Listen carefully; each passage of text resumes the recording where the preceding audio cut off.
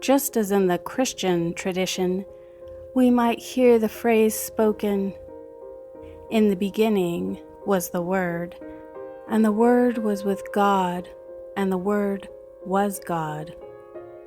The Hindu yogic tradition has a similar belief. The belief is that it was sound rather than a word, and that sound was Om.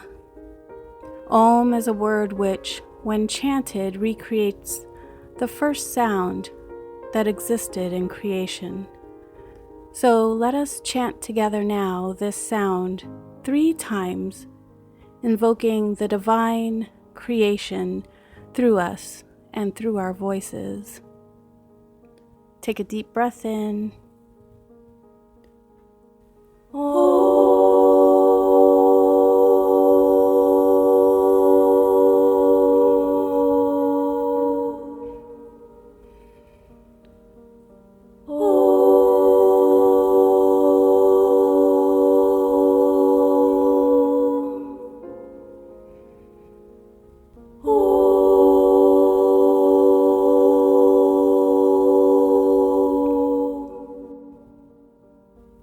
Namaste.